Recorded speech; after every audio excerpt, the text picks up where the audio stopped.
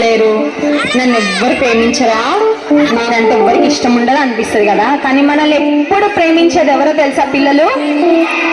Yes, నేనంటే ఏసైకు ఎంతో ఇష్టం. Ready, 1 2 3 start. నేనంటే ఏసయ్యకు ఎంతో ఇష్టము,